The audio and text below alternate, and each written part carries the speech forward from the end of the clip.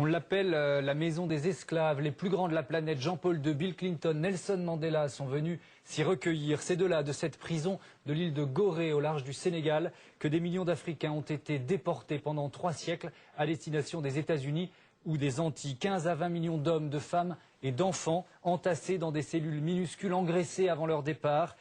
Les plus faibles, jetés à la mer, finiront dans la gueule des requins de l'Atlantique. Cette prison, ce symbole, a été sauvé de l'oubli par un homme, Joseph Ndiaye, 84 ans. Joseph est né dans cette maison. Sans le savoir, c'est avec d'authentiques chaînes d'esclaves qu'il jouait lorsqu'il était petit. Devenu adulte, il a servi la France comme tirailleur sénégalais pendant la Seconde Guerre mondiale. Depuis, il restaure la maison des esclaves et l'ouvre aux visiteurs du monde entier. Au nom de tous mes frères, c'est le portrait de la semaine de Thierry de Mézières et Alban Torlet. Gorée, petit bout de terre caressé par les flots et pourtant mémorial et sanctuaire de la pire des histoires. Gorée, l'île du voyage sans retour, qui garde la mémoire de ces mères esclaves qui se suicidaient en avalant de la glaise et de ces enfants qu'on évaluait à leur dentition. Gorée est la silhouette du vieux Joseph Ndiaye, qui se fond dans les murs roses de la maison des esclaves, dont il est le gardien et la vigie. Ce sanctuaire africain, qui est la maison esclave de Gorée, fut capitale de souffrance et de larmes. Car des innocents sont morts ici, victimes du temps de la honte. Si ces murs pouvaient parler, ils en diraient long. Heureusement qu'ils se sont tus à jamais.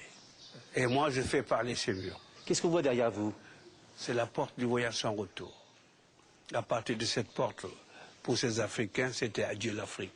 C'est justement à partir de cette porte que j'ai eu le privilège de recevoir le pape en février 92. Et c'est justement à partir de cette porte que le pape a demandé pardon à l'Afrique. Pourquoi? Parce que beaucoup de missionnaires catholiques, vous savez, étaient impliqués, des Noirs. Et très souvent, pour ne pas accéder à cette porte, les Noirs se jetaient à la mer. Ah oui, oui. Et évidemment, accueillis par les requins.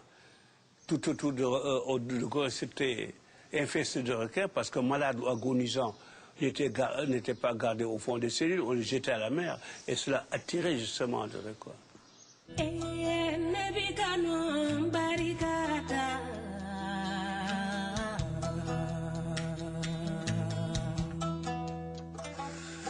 Voilà, c'est justement la chaîne que c'est pour avec vos chevilles, au moment où vous allez aux toilettes à l'extérieur.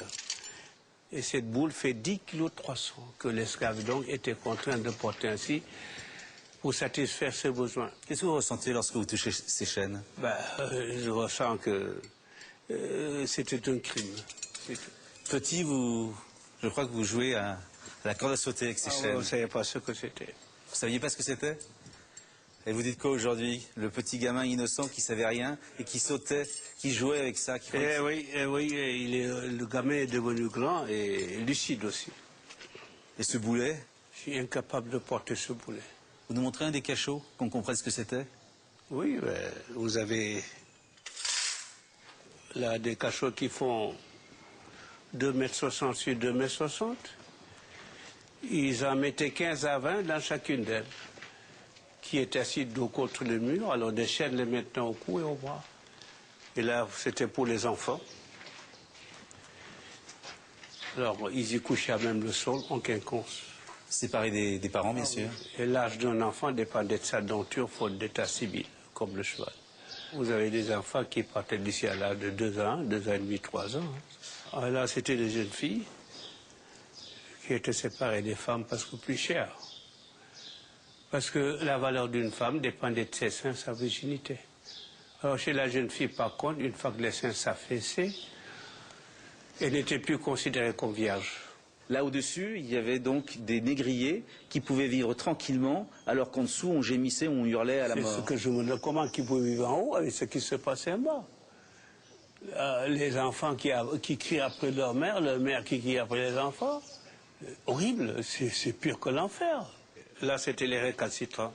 Les récalcitrants. C'est là où c'était Mandela. Qu'est-ce que vous a dit Mandela lorsqu'il s'est recueilli dans une des cellules des esclaves? Quand il est sorti de cette cellule, c'était des larmes.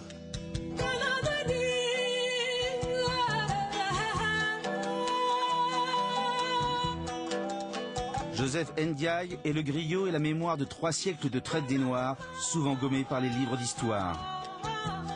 Vous qui avez été élevé avec l'idée que vos ancêtres étaient des Gaulois avec des grandes moustaches, vous avez l'impression que dans votre histoire d'hommes, de noirs, on a gommé.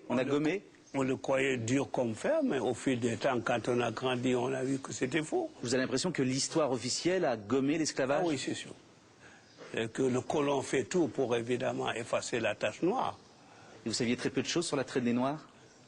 Très peu. Ils commençaient déjà à conclure que si l'esclavage a duré 300 ans, c'est parce que les Noirs ont bien voulu vendre les leurs. Ça vous fait mal que des Noirs aient pu fouetter d'autres Noirs? Ah oui, oui, ça m'a fait très mal. Et jouer le jeu finalement des négriers? Les négriers.